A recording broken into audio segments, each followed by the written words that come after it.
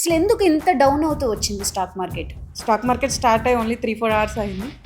ఇప్పటి వరకు ఆల్మోస్ట్ 4% పడింది. సో వాళ్ళకి నిజంగానే బ్లడ్ వస్తుంది కళ్ళల్లోంచి, అందుకనే బ్లడ్డే అన్నారు. ఈరోజైతే డౌన్ అవుతూ వచ్చింది. మరి వాళ్ళ పరిస్థితి ఏంటి? ఆ అమౌంట్ ఎట్లా మనం రికవర్ చేసుకునే అవకాశం ఉందంటారా? వాళ్ళు ఎటువంటి జాగ్రత్తలు తీసుకోవాలి ఇప్పుడు? బిజినెస్లో లాసెస్ ఎలా వస్తాయో లాభాలు కూడా అలాగే వస్తాయి. సో ఈరోజు దీన్ని ఒక గోల్డెన్ ఆపర్చునిటీగా చూడమని నేను అంటాను.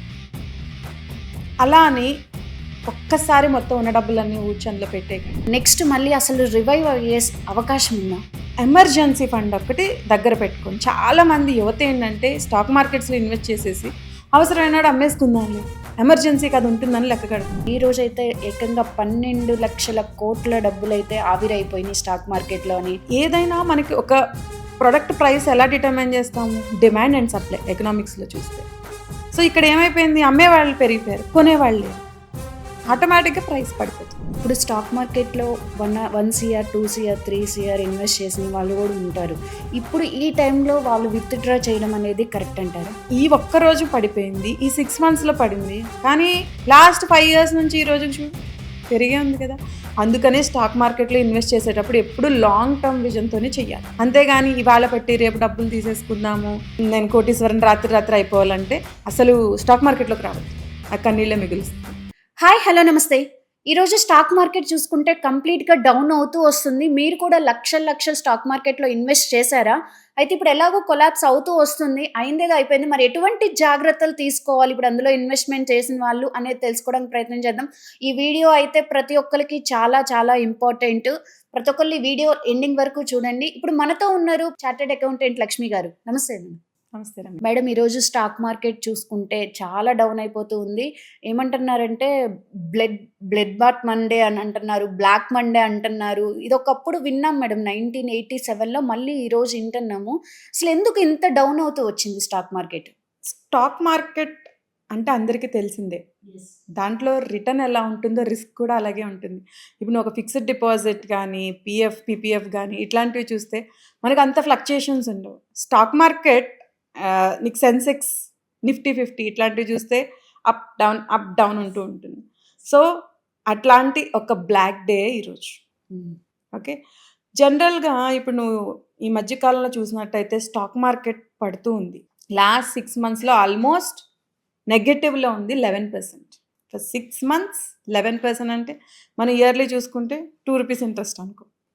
ఎస్, రావడం కాదు, పోతుంది.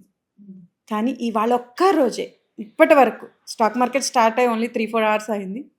ఇప్పటి వరకు ఆల్మోస్ట్ 4% పడింది ఇప్పటి వరకు. ఎస్. సో కొంతమంది ఏంటంటే ఫిక్స్డ్ అసెట్స్ ఇట్లా ఇన్వెస్ట్ చేయకుండా స్టాక్ మార్కెట్ మీదే ఇన్వెస్ట్ చేసిన వాళ్ళు కూడా ఉంటారు. సో వాళ్ళకి నిజంగానే బ్లడ్ వస్తుంది కళ్ళల్లోంచి, అందుకనే బ్లడ్డే అన్నారు. అయితే ఇప్పుడు ఇన్వెస్ట్మెంట్ చేశారు ఆల్రెడీ అందులో, ఈరోజు అయితే డౌన్ అవుతూ వచ్చింది. మరి వాళ్ళ పరిస్థితి ఏంటి? ఆ అమౌంట్ ఎట్లా మనం రికవర్ చేసుకునే అవకాశం ఉందంటారా? వాళ్ళు ఎటువంటి జాగ్రత్తలు తీసుకోవాలి ఇప్పుడు? అస్సలు భయపడకూడదు. ముందు ఫస్ట్ స్టెప్ ఏంటంటే ప్యానిక్ అవ్వడం మానండి. స్టాక్ మార్కెట్లో వచ్చేటప్పుడే మనం డిసైడ్ అవ్వాలి అప్ అండ్ డౌన్స్ ఉంటాయని. బిజినెస్ అంటేనే రిస్క్ అమ్మా, రిస్క్ లేని బిజినెస్ ఏముంది? అలాంటిది మనం ఇన్ని బిజినెస్ల మీద పడుతున్నాం. సో ఇక్కడ ఈరోజు పర్టికులర్గా ఏంటంటే లార్జ్, మిడ్, స్మాల్ అన్నీ పడుతూ ఉన్నాయి. బట్ ముందు కంగారు పడ్డం ఆపి దీన్ని ఒక గోల్డెన్ ఛాన్స్ లాగా కూడా చూడొచ్చు. First go to your portfolio, verify మీరు పెట్టిన వాటిలో ఏవి మంచి స్టాక్స్, ఏవి పిచ్చి స్టాక్స్ ఇప్పుడు అర్థమవుతుంది. Analyse it. సో ఏవైతే స్టెబిలైజ్డ్గా ఉన్నాయో దాని మీద ఫోకస్ చేయండి. దాని మీద ఒక కన్నేసి ఉంచాలి. మనకి వాచ్ లిస్ట్ అని ఉంటుంది యాప్స్లో. సో దాని మీద వాచ్ ఇట్ అంటే మనకు ఆ లిస్ట్ వస్తుంది. ఓకే, దాని మీద ఇన్వెస్ట్ చేయొచ్చు. ఎప్పుడైనా మనం పడిపోయేటప్పుడు కంగారు పడకూడదు. పడిపోయిన దాంట్లో ఇన్వెస్ట్ చేస్తే మళ్ళీ పెరుగుతుంది.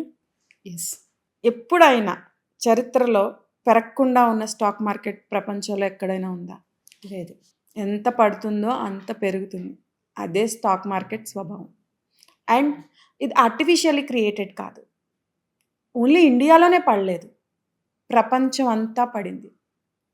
Okay, and stock market is based on business. బిజినెస్లో లాసెస్ ఎలా వస్తాయో లాభాలు కూడా అలాగే వస్తాయి. సో ఈరోజు దీన్ని ఒక గోల్డెన్ ఆపర్చునిటీగా చూడమని నేను అంటాను. అలా అని ఒక్కసారి మొత్తం ఉన్న డబ్బులన్నీ ఊడ్చి అందులో పెట్టేయకండి. సిస్టమాటిక్గా చూసుకుంటూ, సిస్టమాటిక్ ఇన్వెస్ట్మెంట్ ప్లాన్ అంటాం. సో మార్కెట్ని అబ్జర్వ్ చేసి ఏ స్టాక్స్ బాగున్నాయి. కొన్ని సెక్టార్స్ ఉంటాయి, ఫార్మా, ఎఫ్ఎంసీజీ, అవి రెగ్యులర్గా డే టు డే లైఫ్ మనకు కావాలి. ఏదైనా హెల్త్ ఇష్యూ వచ్చిందంటే ఆలోచిస్తామా ఎంత రేటు లేదు అని? అవన్నీ ఎమోషన్స్కి వాటన్నిటికీ దూరం అనమాట. ఓకే, సో అట్లాంటి స్టాక్స్ చూసుకుని దాంట్లో పెట్టినట్టయితే గ్యారంటీగా మంచి రిటర్న్స్ వస్తాయి. రైట్. అయితే ఇప్పుడు ఇండియన్ ఎకనామిక్ సిస్టమ్ మీద ఈ ఇంపాక్ట్ ఏమైనా పడే అవకాశం ఉందా? ఖచ్చితంగా పడుతుందమ్మా. ఎకానమీ అన్నదే బిజినెస్ మీద డిపెండ్ అయి ఉంటుంది. మన ఎకానమీ మన కంట్రీ ఎలా నడుస్తుంది? కంప్లీట్ కంపెనీస్ మీద ఆధారపడే నడుస్తుంది. ఓకే, సో ఇప్పుడు కొంచెం ఎఫెక్ట్, స్టాక్ మార్కెట్ ఎఫెక్ట్ ఉంటుంది, బట్ గోయింగ్ ఫార్వర్డ్ అది రికవర్ అవుతుంది. కానీ ఇట్ టేక్స్ టైం. అది ఎంత అని అడక్కు, అది చెప్పలేము. ఎస్. ఇప్పుడు 6 months నుండి స్లోగా డౌన్ అవుతూ వస్తుంది స్టాక్ మార్కెట్. ఈరోజు అయితే భారీ ఎత్తున డౌన్ అయిపోయింది. నెక్స్ట్ మళ్ళీ అసలు రివైవ్ అయ్యే అవకాశం ఉందా? ఖచ్చితంగా అవుతుంది. ఈవెన్ 1990sలో హర్షద్ మెహతా స్కామ్ టైంలోనే కోట్లు నష్టపోయిన వాళ్ళు ఉన్నారు. తర్వాత వాళ్ళందరూ రివైవ్ చేసుకున్నారు. Okay, so this is not scam. అదే చెప్పేది. కంగారు పడాల్సిన అవసరం లేదు అనేది. ఎందుకంటే ఇది మన ఒక్క దగ్గరే పడలేదు, ప్రపంచవ్యాప్తంగాను. యుఎస్ మార్కెట్ తీసుకో, హాంకాంగ్, సింగపూర్, ఏదైనా తీసుకో, అన్నీ పడిపోయాయి అందరితో పాటు మనం. దానికి మనం వర్రీ అయిపోయి సూసైడ్లు చేసుకోవాల్సినంత అవసరాలు అయితే లేవు. కాకపోతే మన పెద్దలు ఎప్పుడు చెప్తారు, ఎమర్జెన్సీ ఫండ్ ఒక్కటి దగ్గర పెట్టుకోండి. చాలామంది యువత ఏంటంటే స్టాక్ మార్కెట్స్లో ఇన్వెస్ట్ చేసేసి అవసరమైనాడు అమ్మేసుకుందాంలే, ఎమర్జెన్సీకి అది ఉంటుందని లెక్క కడుతున్నారు. ఎస్. నువ్వు పెద్దలను చూసినట్టయితే అందరూ బంగారం మీద ఇన్వెస్ట్ చేశారు. ఎస్. బంగారం మనం పెట్టుకోవడానికి ఇష్టపడతాం. దాంట్లో ఉన్న నిగూఢ అర్థం ఏంటంటే పెట్టుకోవడానికి కాదు, ఎమర్జెన్సీ టైంలో అవసరమైతే ఎవరికైనా పక్కింటి వాళ్ళకి ఇచ్చి క్యాష్ ఏమన్నా ఇస్తారు. అవును. నార్మల్గా అవసరం అంటే ఇవ్వకపోవచ్చు, కానీ గోల్డ్ పెట్టి అట్లీస్ట్ గోల్డ్ అన్న వచ్చింది కదా అని ఆలోచిస్తారు. సో ఎమర్జెన్సీ ఫండ్ ఒక గోల్డ్ రూపంలో కానీ, లేదు ఫిక్స్డ్ డిపాజిట్ రూపంలో కానీ మనకి ఈజీగా లిక్విడేట్ చేసుకోవడానికి అవసరమైనట్టుగా ఉంచుకోవాలి. Yes. Why this one day అంటే ఎక్కువగా ఇంతకు ముందు కన్నా ఈ రోజైతే ఏకంగా 12 లక్షల కోట్ల డబ్బులైతే ఆవిరైపోయినాయి స్టాక్ మార్కెట్లో అని వార్తలు కూడా ఉన్నాయి. ఈ ఒక్క రోజులో ఎందుకు ఇంతటి డౌన్ఫాల్ అయిపోయింది? మెయిన్ దీనికి మనం చూసుకున్నట్టయితే ప్రధాన కారణం యుఎస్ మార్కెట్. యుఎస్లో మెయిన్ ట్రంప్ కొన్ని టారిఫ్స్ విధించారు, import export related. Import export అంటే ఆటోమేటిక్గా it affects global. Yes. Global market అంతా ఎఫెక్ట్ అయింది. సో అందుకనే అన్ని స్టాక్ మార్కెట్స్ పడుకున్నాయి. మనం ఇండియా నుంచి కూడా యుఎస్ మార్కెట్కి కావచ్చు, వేరే కంట్రీస్కి కావచ్చు, చాలా ఎక్స్పోర్ట్స్ చేస్తాం. అండ్ మనకి పర్టికులర్గా మన వాళ్ళు ఉండడం కావచ్చు, మన ప్రొడక్ట్స్కి డిమాండ్ కావచ్చు, యుఎస్లో ఎక్కువ ఉంటుంది. సో ఆ ఎఫెక్ట్ ఎప్పుడైతే ఎక్కువ పడిందో ఆటోమేటిక్గా ఫారిన్ ఇన్వెస్టర్స్ అందరూ అమ్మడం మొదలుపెట్టారు ఆ షేర్ని. ఏదైనా మనకి ఒక ప్రొడక్ట్ ప్రైస్ ఎలా డిటర్మైన్ చేస్తాము? డిమాండ్ అండ్ సప్లై ఎకనామిక్స్లో చూస్తే. సో ఇక్కడ ఏమైపోయింది, అమ్మేవాళ్ళు పెరిగిపోయారు, కొనేవాళ్ళు లేరు, ఆటోమేటిక్గా ప్రైస్ పడిపోతుంది. రైట్. ఇప్పుడు స్టాక్ మార్కెట్ చూసుకుంటే బిజినెస్ మీద డిపెండ్ అయి ఉంటుంది అని అన్నారు మీరు.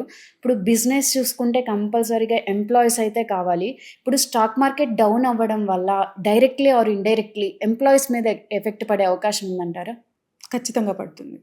సో మనకి ఇట్లా బిజినెస్ ఎప్పుడైతే ఎఫెక్ట్ అవుతుందో కంపెనీస్ కూడా లాసెస్ బేర్ చేయలేక కాస్ట్ కటింగ్ కోసం చూస్తాయి. సో కాస్ట్ కటింగ్ కోసం చూసినప్పుడు ఉన్న ఎంప్లాయీస్లో ఎవరిని తీసేస్తే మనకి పెద్దగా ఎఫెక్ట్ పడదని చూస్తారు. సో ఎంప్లాయీస్ మీద కూడా ఎఫెక్ట్ పడే స్కోప్ ఉంటుంది. ఓకే. ఇప్పుడు స్టాక్ మార్కెట్లో 1 CR 2 CR 3 CR ఇన్వెస్ట్ చేసిన వాళ్ళు కూడా ఉంటారు. ఇప్పుడు ఈ టైంలో వాళ్ళు విత్డ్రా చేయడం అనేది కరెక్ట్ అంటారా? కాదు. ఈ టైంలో అమౌంట్ విత్డ్రా చేసినట్టయితే చాలా నష్టపోతారు. ఫ్యూచర్లో అది పెరుగుతుందా, తగ్గుతుందా, నష్టపోరా అన్నది మన చేతిలో లేదు. అంటే ఇప్పుడు డౌన్ అవుతూ ఉంది కదా, టెన్షన్తో, భయంతో ఉన్నవి కూడా తీసే వాళ్ళు చాలా మంది ఉంటారు. ఇప్పుడు నువ్వు ఈ ఒక్క రోజు పడిపోయింది, ఈ 6 monthsలో పడింది, కానీ లాస్ట్ 5 ఇయర్స్ నుంచి ఈ రోజుకి చూడు పెరిగే ఉంది కదా. అందుకనే స్టాక్ మార్కెట్లో ఇన్వెస్ట్ చేసేటప్పుడు ఎప్పుడు లాంగ్ టర్మ్ విజన్తోనే చెయ్యాలి. ఓకే. అంతేగాని ఇవాళ పెట్టి రేపు డబ్బులు తీసేసుకుందాము, నేను కోటీశ్వరని రాత్రి రాత్రి అయిపోవాలంటే అసలు స్టాక్ మార్కెట్లోకి రావద్దు. ఓకే. ఆ కన్నీళ్ళే మిగులుస్తుంది. సో ఇప్పుడు స్టాక్ మార్కెట్లో ఇన్వెస్ట్ చేస్తే ఇంత క్రూషియల్ టైంలో ఇన్ ఫ్యూచర్ మనకి బెనిఫిట్స్ ఉండే అవకాశం ఉందంటారా? ఖచ్చితంగా ఉంటుంది. ఎప్పుడైనా ఎనీ ప్రోడక్ట్ పర్టికులర్గా స్టాక్ మార్కెట్ రిలేటెడ్ పడేటప్పుడే ఇన్వెస్ట్ చేయాలి. ఇప్పటికిప్పుడు దాన్ని నేర్చుకోవడం అందరికీ అవ్వదు.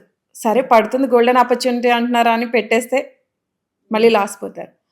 అందుకని మీ ఫ్రెండ్ సర్కిల్లో ఆల్రెడీ దీని మీద స్టడీ చేస్తున్న వాళ్ళ దగ్గర నేర్చుకునైనా పెట్టండి. లేదు మాకు అన్ని తెలివితేటలు లేవు అనుకుంటే ఇండెక్స్ ఫండ్స్ అని ఉంటాయి. ఓకే. ఇండెక్స్ ఫండ్స్ అంటే వీటన్నింటిని కలిపి ఒక ఫండ్గా రిలీజ్ చేస్తారు. అంటే ఒక సెక్టార్ అంతా ఒక ఇండెక్స్. సో అట్లాంటి వాటిలో మనం పెట్టినట్టయితే అడ్వాంటేజ్ ఆర్ డిసడ్వాంటేజ్ మొత్తానికి కలిపి ఉంటుంది. Right. Okay. Thank you madam. So చూసారు కదా, స్టాక్ మార్కెట్లో ఇన్వెస్ట్ చేసిన వాళ్ళు ఇప్పుడు డౌన్ఫాల్ అవుతుందని భయపడాల్సిన అవసరమే లేదు. మనకి స్టాక్ మార్కెట్స్ అంటేనే అప్ అండ్ డౌన్స్ ఉంటాయి కాబట్టి అప్ వచ్చినప్పుడు హ్యాపీగా ఫీల్ అవ్వద్దు, డౌన్ వచ్చినప్పుడు డిసప్పాయింట్ అవ్వాల్సిన అవసరం అయితే లేదు. సో మీకు తెలిసిన సర్కిల్లో కూడా స్టాక్ మార్కెట్లో 10,000 కాడ నుండి లక్షలు క్రోడ్స్ ఇన్వెస్ట్ చేసిన వాళ్ళు ఉంటారు. వాళ్ళు కూడా చాలా ప్యానిక్ అవుతూ ఉంటారు. సో ఈ వీడియో షేర్ చేసి వాళ్ళకు కూడా కొంచెం ధైర్యాన్ని అయితే ఇవ్వండి. సో ఇలాంటి ఫైనాన్షియల్ అప్డేట్స్ కోసం ఈ ఛానల్ని కీప్ ఆన్ వాచింగ్.